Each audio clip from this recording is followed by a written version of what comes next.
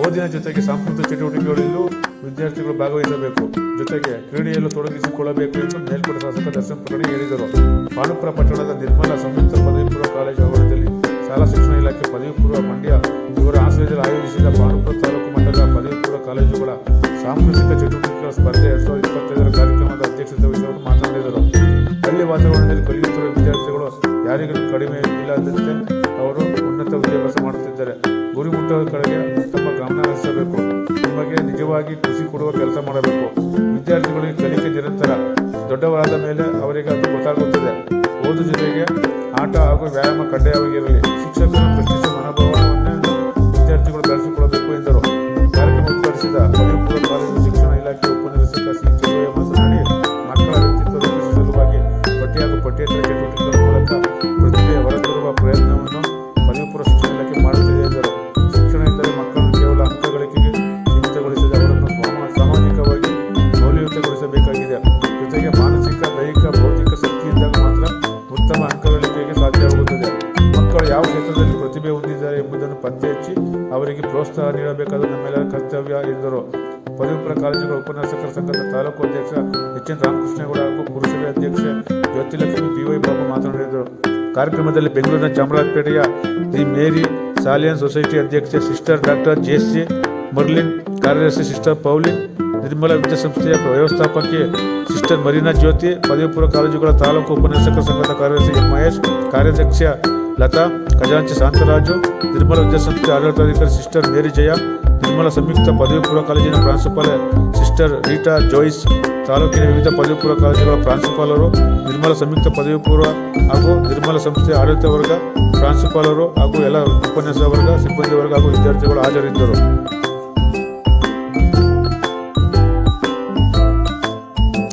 ಭಾಷಣೆಯನ್ನ ಮಾಡಬೇಕಾಗಿ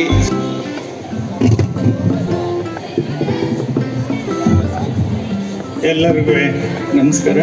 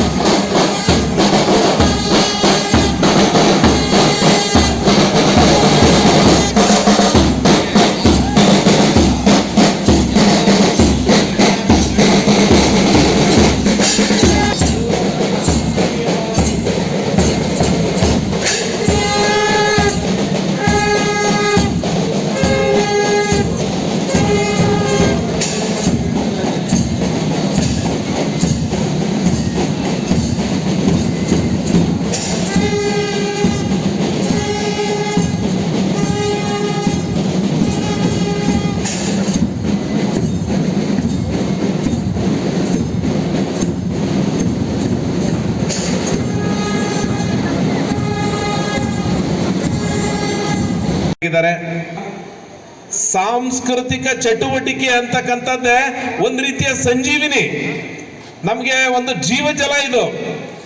ಈ ತರ ಸ್ಪರ್ಧೆಗಳನ್ನ ಮಾಡ್ತಕ್ಕಂಥದ್ದು ಇದೆಯಲ್ಲ, ಈ ಸ್ಪರ್ಧೆಗಳಿದಾವಲ್ಲ, ಈ ಸ್ಪರ್ಧೆನೇ ನಮಗೆ ಶಿಕ್ಷಣ, ನಮಗೆ ಎಲ್ಲ ರೀತಿಯ ಶಿಕ್ಷಣವನ್ನ ದೊರಕಿಸ್ಕೊಡ್ತದೆ. ಇವನ್ ನಾಟಕ ಮಾಡ್ತೀವಿ, ನಾಟಕದಲ್ಲಿ ಸಂಘರ್ಷ ಬರ್ತದೆ, ನಾಟಕದಲ್ಲಿ ಭಾವನೆ ಬರ್ತದೆ, ಭಾವನಾತ್ಮಕವಾದಂಥ ವಿಚಾರ, ಅಲ್ಲಿ ಹಾಸ್ಯ ಇರ್ಬೋದು, ಅಲ್ಲಿ ಯಾವುದೋ ಒಂದು ಸಂದೇಶ ಇರ್ತದೆ. ಈಗ ನಮ್ಮ ಹುಡುಗರನ್ನ ನಾನು ನೋಡಿದೆ, ಕೆಲವರು ಬಹಳ ಚಂದವಾಗಿ ಡ್ರೆಸ್ ಮಾಡ್ಕೊಂಡು ಬಂದಿದ್ದಾರೆ. ಅವ್ರು ಯಾವ್ಯಾವ ಪಾತ್ರ ಮಾಡ್ತಾರೆ ಅಂತ ಗೊತ್ತಿಲ್ಲ, ಆದ್ರೆ ಬಹಳ ನೋಡ್ಲಿಕ್ಕೆ ಬಹಳ, ಅವ್ರಿಗೆ ನಾನು ಈ ಸಂದರ್ಭದಲ್ಲೂ ಅಭಿನಂದನೆಯನ್ನು ಸಲ್ಲಿಸ್ತೀನಿ. ಯಾಕೆ ಶಾಲಾ ಶಿಕ್ಷಕರಿಗೆ ಹಾಗೂ ಮಕ್ಕಳಿಗೆ ಈ ಒಂದು ಕಾರ್ಯಕ್ರಮನ ಆಯೋಜನೆ ಮಾಡಿದ್ದಾರೆ ಅಂದರೆ ತುಂಬ ಸಂತೋಷ ಆಗುತ್ತೆ. ನನಗೆ ಗೊತ್ತಿರಲಿಲ್ಲ. ನಾನು ಮೊದಲನೇದಾಗಿ ಪುರಸಭೆಗೆ ಅಧ್ಯಕ್ಷೆಯಾಗಿ ಆಯ್ಕೆಯಾದಾಗ ಎಲ್ಲರೂ ಬಂದು ಕರೀತಾ ಇದ್ರು, ಏನು ಇಷ್ಟೊಂದು ಪ್ರಾಮುಖ್ಯತೆ ಕೊಡ್ತಾರೆ ಈ ಒಂದು ಕಾರ್ಯಕ್ರಮಗಳಿಗೆ, ನಮ್ಮನ್ನು ಕರೀತಾರೆ ಅಂತ ಅಂದಾಗ ನಾನು ಮೊದಲನೇದಾಗಿ ಒಂದು ಕಾರ್ಯಕ್ರಮನ ಅಟೆಂಡ್ ಮಾಡ್ತೀನಿ. ಅಲ್ಲಿ ನನ್ನ ಮಾತಾಡೋಕ್ಕೆ ಅಂತ ಹೇಳ್ತಾರೆ. ನನಗೇನು ಮಾತಾಡಬೇಕು, ಏನು ಇದು ಮಾಡಬೇಕು ಅಂತ ಗೊತ್ತಿರಲ್ಲ. ಆದರೆ ನನಗೆ ವೇದಿಕೆ ಮೇಲೆ ಇರುವಂಥ ಎಲ್ಲ ಗಣ್ಯರು ಸಪೋರ್ಟ್ ಮಾಡ್ತಾರೆ. ಅವತ್ತೊಂದು ದಿನ ನಾನು ಒಂದೆರಡು ಮಾತಾಡ್ತೀನಿ, ನೀವು ಚೆನ್ನಾಗಿ ಮಾತಾಡಿದ್ರಿ ಮೊದಲನೇ ಬಾರಿ ಅಂತ ಹೇಳ್ತಾರೆ. ಹಂಗೇನೆ ಈಗ ಇದು ಸುಮಾರು ನಂದು ಒಂದು 12-13ನೇ ಕಾರ್ಯಕ್ರಮ. ಈ ಒಂದು ಕಾರ್ಯಕ್ರಮನ ಆಯೋಜನೆ ಮಾಡಿದ್ದಾರೆ. ನೀವು ಬಂದಿದ್ದೀರಾ ಅಂದರೆ ಇಲ್ಲಿ ಮಕ್ಕಳುಗಳಿಗೆ ಒಂದು ಸ್ವಲ್ಪ ಯಾಕೋ ಉತ್ಸಾಹ ಕಡಿಮೆ ಇದೆ. ಏನು ಅಂದರೆ ಚಪ್ಪಾಳೆ ಮೂಲಕ ಮೊದಲನೇದಾಗಿ ನೀವು ಈ ಒಂದು ವೇದಿಕೆಗೆ ಗೌರವನ ಸೂಚಿಸಬೇಕು. ಈಗ ನಿಮ್ಮ ಶಾಲೆಯ ಶಿಕ್ಷಕ ಸಾಂಸ್ಕೃತಿಕ ಚಟುವಟಿಕೆಗಳು ಮತ್ತು ಇನ್ನಿತರ ಚಟುವಟಿಕೆಗಳನ್ನು ನಡೆಸಿ ಆ ಪ್ರತಿಭೆಯನ್ನು ಹೊರತಕ್ಕಂಥದ್ದು. ಯಾರು ಪ್ರತಿಭಾವಂತರಿದ್ದಾರೆ ಅಂಥ ಪ್ರತಿಭಾವಂತರನ್ನು ಗುರುತಿಸ್ತಕ್ಕಂಥ, ಅದರ ಮುಖಾಂತರ ಆ ವ್ಯಕ್ತಿಯ ವ್ಯಕ್ತಿತ್ವವನ್ನು ನಿರ್ಮಾಣ ಮಾಡ್ತಕ್ಕಂಥ ಒಂದು ಪ್ರಯತ್ನವನ್ನು ನಮ್ಮ ಪದವಿ ಪೂರ್ವ ಶಿಕ್ಷಣ ಇಲಾಖೆ ಮಾಡ್ತಾ ಇದೆ. ಅಂದರೆ ಆ ಕಾರಣದಿಂದ ಶಿಕ್ಷಣ ಅಂದರೆ ಸಾಮಾಜಿಕವಾಗಿ ಮಕ್ಕಳನ್ನು ಮೌಲ್ಯಯುತಗೊಳಿಸ್ತಕ್ಕಂಥ ಒಂದು ಪ್ರಯತ್ನವನ್ನು ಮಾಡ್ತಕ್ಕಂಥದ್ದು.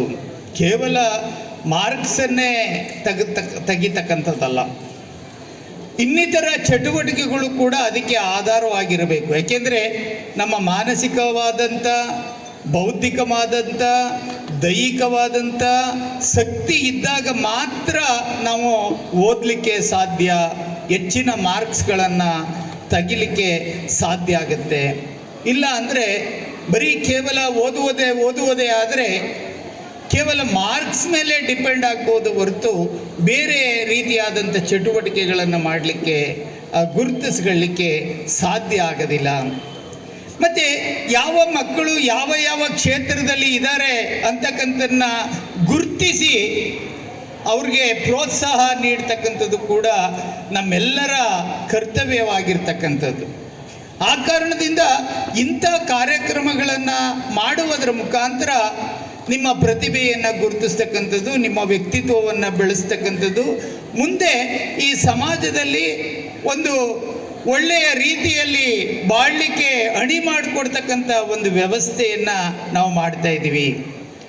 ನೀವು ಇಲ್ಲಿ ಬಂದಿರತಕ್ಕಂಥ ಸಾಂಸ್ಕೃತಿಕ ಕಲ್ಚರಲ್ ಕಾಂಪಿಟೇಷನ್ ಅಂತಕ್ಕಂಥದ್ದು, ಸಾಂಸ್ಕೃತಿಕವಾದಂಥ ಸ್ಪರ್ಧೆ, ಕಲ್ಚರಲ್ ಕಾಂಪಿಟೇಷನ್. ಇವತ್ತು ನೋಡಿದ್ರೆ, ಇವತ್ತು ಸಂಸ್ಕಾರಕ್ಕೆ ಒಳಪಟ್ಟಂತಕ್ಕಂಥದ್ದನ್ನೇ ಸಂಸ್ಕೃತಿ ಅಂತ ನಾವು ಕರಿತೀವಿ.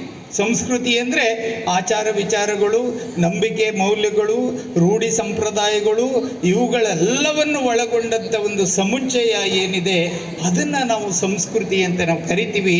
ಆ ಸಂಸ್ಕೃತಿಯನ್ನು ಇವತ್ತು ನಾವು ಕಂಡು, ಅದರಲ್ಲೂ ಕೂಡ ಈ ಸುಂದರವಾದ ಈ ಜಾಗದಲ್ಲಿ ಸುಂದರವಾದಂಥ ಒಂದು ಸಂಸ್ಥೆಯನ್ನು ಕಟ್ಟಿ, ಒಂದು ಸಂಸ್ಕೃತಿ ಅಂದರೆ ನಾವು ಬಂದಾಗಂತ ನೋಡಿದಂಥ ಒಂದು ಗೆಸ್ಟನ್ನು ಇನ್ವೈಟ್ ಮಾಡ್ತಕ್ಕಂಥ ಸಿಸ್ಟಮು, ಉದ್ಘಾಟನೆ ಮಾಡ್ತಕ್ಕಂಥ ಸಿಸ್ಟಮು, ಒಂದು ಸ್ಟೇಜ್ ಸಿಸ್ಟಮ್ಮು, ನಿಮ್ಮ ಎಲ್ಲರನ್ನೂ ಕೂಡ ಆಹ್ವಾನಿಸ್ತಕ್ಕಂಥ ಒಂದು ಸಿಸ್ಟಮನ್ನು ನೋಡಿದಾಗ ಈ ಸಾಂಸ್ಕೃತಿಕ ಕಾರ್ಯಕ್ರಮ ಆಯೋಜನೆ ಮಾಡಿದಿರೋದಕ್ಕೆ ಈ ಸಂಸ್ಥೆಗೆ ಸಾರ್ಥಕ ಅನ್ನಿಸ್ತು. ಬರೀ ಓದೋದೊಂದೇ ಅಲ್ಲ, over all development of the child is also important. ಅದರ ಪ್ರಕಾರ ಕಲ್ಚರಲ್ ಇವೆಂಟ್ಸ್ಗೆ ಇಲ್ಲಿ ಪ್ರೋತ್ಸಾಹ ಕೊಟ್ಟು ಸರ್ಕಾರದಿಂದ ಇವತ್ತು ಇಲ್ಲಿ ನಿರ್ಮಲ ಕಾನ್ವೆಂಟಲ್ಲಿ ನಡೀತಾ ಇರೋಂಥದ್ದು ಖುಷಿ ಆಯಿತು. ನಿಮಗೆಲ್ಲರಿಗೂ ಒಳ್ಳೆಯದಾಗಲಿ. ಮತ್ತು ಈಗೆಲ್ಲ ಈಗ ತಾನೇ ಎಲ್ಲ ಕ್ಲಾಸ್ಗಳು ಶುರುವಾಗಿದೆ ಅನಿಸ್ತದೆ. ಈಗ ಒಂದು ಇನ್ನು ಥ್ರೂಟ್ ದಿ ಇಯರ್ ಸುಮಾರು ಚಟುವಟಿಕೆಗಳು ನಡೀತಾ ಇರ್ತದೆ. ಸ್ಪೋರ್ಟ್ಸಲ್ಲೂ ಎಲ್ಲ ಚೆನ್ನಾಗಿ ಇನ್ವಾಲ್ವ್ ಆಗಿ ಕಲ್ಚರಲ್ ಇವೆಂಟ್ಸ್ ಅದು ಆಲ್ಸೋ ಇಂಪಾರ್ಟೆಂಟ್. ಏಕೆಂದರೆ ಇವಾಗ ನಮಗೆ ಅರ್ಥ ಆಗಲ್ಲ, ಆ್ಯಕ್ಚುಲಿ ದೊಡ್ಡವರಾದ್ಮೇಲೆ ಗೊತ್ತಾಗುತ್ತೆ ಯಾಕೆ ಕಲ್ಚರಲ್ ಇವೆಂಟ್ಸು ಇಂಪಾರ್ಟೆಂಟ್ ಅನ್ನೋದು. ಇನ್ನು ಹೆಚ್ಚಿನ ರೀತಿಯಲ್ಲಿ ತಾವೆಲ್ಲ ತೊಡಗಿಸ್ಕೊಂಡು ಮತ್ತು ಒಂದಂತೂ ಹೇಳೋಕ್ಕೆ ಇಷ್ಟಪಡ್ತೀನಿ, ಈ ನೀವೆಲ್ಲ ಇಲ್ಲಿ ಹಳ್ಳಿ ವಾತಾವರಣದಲ್ಲಿ ಸುತ್ತಲೂ ಪಾಂಡವಪುರ ತಾಲೂಕುಗಳು ಸ್ಕೂಲ್ಗೆ ಹೋಗಿ ಪಾಠ ಕಲಿತಾ ಇದ್ದೀರಿ. ಎಲ್ಲ ಕಡೆನೂ ಇದು ಹೇಳ್ತೀನಿ, ಫಸ್ಟ್ ಆಫ್ ಆಲ್ ನೀವು ಯಾರಿಗಿಂತನೂ ಕಮ್ಮಿ ಇಲ್ಲ. ನೀವು ಏನು ಅಂದ್ಕೊಂಡ್ರು ಅದನ್ನು ಸಾಧಿಸೋಕ್ಕೆ ನಿಮ್ಮ ಹತ್ರ ಎಲ್ಲ ಅರ್ಹತೆಯೂ ಇದೆ. ನೀವು ಏನು ಮಾಡೋಕ್ಕೂ ನೀವು ರೆಡಿಯಾಗಿದ್ದೀರಿ ಅಂತ ನೀವು ದಯವಿಟ್ಟು ನಿಮ್ಮ ಮನಸ್ಸಲ್ಲಿ ಫಸ್ಟ್ ಅಂದ್ಕೊಳ್ಳಿ. ಆಮೇಲೆ ಅದು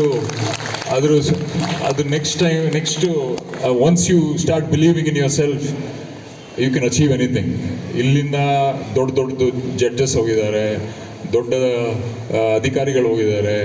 Dev all studied in government colleges, government ಸ್ಕೂಲ್ಸಲ್ಲೆಲ್ಲ ಹೋಗಿರೋಂಥವ್ರು. ಅದಕ್ಕೆ ಯಾರಿಗಿಂತ ಏನು ಕಮ್ಮಿ ಇಲ್ಲ ಅನ್ನೋದನ್ನು ದಯವಿಟ್ಟು ಹೇಳಿ. ಆಮೇಲೆ most important, follow your heart. ಈಗ ಎಲ್ಲರೂ ಹೇಳ್ತಾರೆ, ಈಗ ನಮಗೂ ಆಸೆ ಇರ್ತದೆ, ನನಗೂ ಮಕ್ಕಳಿದ್ದಾರೆ, ನನಗೂ ನನ್ನ ಮಗಳು ಹಿಂಗಾಗಬೇಕು, ನನ್ನ ಮಗ ಹಿಂಗಾಗಬೇಕು ಅನ್ನೋದು. ಆದರೆ ನನ್ನ ಪ್ರಕಾರ you should follow your heart, do what makes you happy. ಅಂದರೆ ನಿಮ್ಗೆ ನಿಜವಾಗ್ಲೂ ಏನು ಖುಷಿ ಕೊಡುತ್ತೆ. ಈವನ್ ನನ್ನ ಮಗಳಿಗೆ ಇದೇ ಹೇಳಿರೋದು, ಐ ಡೋಂಟ್ ಕೇರ್, ನೀನು ಹೋಗಿ ಎಲ್ಲರೂ ಕಸ ಗುಡಿಸಿದ್ದಕ್ಕೂ ನಾನು ರೆಡಿ, ಆದರೆ ಅದು ನಿನಗೆ ಇಷ್ಟ, ಅದು ನಿನಗೆ ಖುಷಿ ಕೊಡುತ್ತೆ ಅನ್ನೋದಿದ್ರು, don't worry about the money will follow. ಅದನ್ನು ದಯವಿಟ್ಟು ನೀವು ಮನಸ್ಸಲ್ಲಿ ಇಟ್ಕೊಳ್ಳಿ ಅಂತ ಹೇಳೋಕ್ಕೆ ಇಷ್ಟಪಡ್ತೀನಿ. ಯಾಕೆಂದರೆ ಎಲ್ಲರೂ we can all earn money, we can all make a living, but at the same time happiness is most important than money. ಅದನ್ನು ದಯವಿಟ್ಟು ತಲೆಯಲ್ಲಿ ಇಟ್ಕೊಳ್ಳಿ ಅನ್ನೋದನ್ನು ಮಕ್ಕಳಿಗೆ ಹೇಳೋಕ್ಕೆ ಇಷ್ಟಪಡ್ತೀನಿ. ಅದು ಲಾಸ್ಟ್, ಜಾಸ್ತಿ ಮಾತಾಡೋಕ್ಕಾಗಿಲ್ಲ, ಒಂದು ಎರಡು ಹೇಳ್ಬಿಟ್ಟು ಮುಗಿಸ್ಬಿಡ್ತೀನಿ, ಸಾರಿ. ನೆವರ್ ಸ್ಟಾಪ್ ಲರ್ನಿಂಗ್, ಅಂದರೆ ಬಿ ಕ್ಯೂರಿಯಸ್. ಯಾವಾಗಲೂ ಯಾವ ಸಬ್ಜೆಕ್ಟಲ್ಲಿದ್ದರೂ ಯಾವಾಗ ನಿಮಗೆ ಅನುಕೂಲ ಆಗುತ್ತೆ ಅನ್ನೋದು ನಿಮ್ಗೆ ಗೊತ್ತಾಗಲ್ಲ. ಅದು ದೊಡ್ಡವರಾದ್ಮೇಲೆ ಹೋಯ್ತಾ ನೀವು ಕೆಲಸ ಮಾಡಬೇಕಾದ್ರೋ ಅಥವಾ ನಿಮ್ಮ ಜೀವನದಲ್ಲಿ ಏನು ಮಾಡಬೇಕಾದ್ರೋ ನಿಮಗೆ ಅನಿಸುತ್ತೆ. ಯಾವ ಪುಸ್ತಕ ತಗೊಂಡ್ರು ನೀವು ಎಲ್ಲರೂ ಇದ್ದರೆ ತಗೊಂಡು ಓದಿ, ಅದ್ರ ಬಗ್ಗೆ ಮಾಹಿತಿ ತಿಳ್ಕೊಳ್ಳೋಕ್ಕೆ ಏನೂ ಇದಿಲ್ಲ. Just be curious about everything. Ask a lot of questions ನಿಮ್ಮ ಟೀಚರ್ಸ್ಗೆ. Teachers should be fed up, ಏನಪ್ಪ ಇಷ್ಟೊಂದು ಪ್ರಶ್ನೆ ಕೇಳ್ತಾರೆ ಅನ್ನೋದನ್ನು. ದಯವಿಟ್ಟು ಈ ಕ್ಯೂರಿಯಾಸಿಟಿನ ಬೆಳೆಸ್ಕೊಂಡು ದೊಡ್ಡ ಮಟ್ಟಕ್ಕೆ ನೀವೆಲ್ಲ ಹೋಗಿ, ಮತ್ತು ಎಲ್ಲದಕ್ಕಿಂತ ಹೆಚ್ಚಾಗಿ ಚೆನ್ನಾಗಿ ಆಟ ಆಡಿ, ವ್ಯಾಯಾಮ ಮಾಡಿ. It's also very important. If you ask me, that is equally important as studies. Sound body, sound mind. So ಅದನ್ನು ಜಾಸ್ತಿ ಒತ್ತು ಕೊಡಿ ಅಂತ ಹೇಳ್ತಾ ನಿಮ್ಗೆಲ್ಲರಿಗೂ ಒಳ್ಳೆಯದಾಗಲಿ. Please believe in yourself and you can reach the stars if you want to. Good luck. Thank you.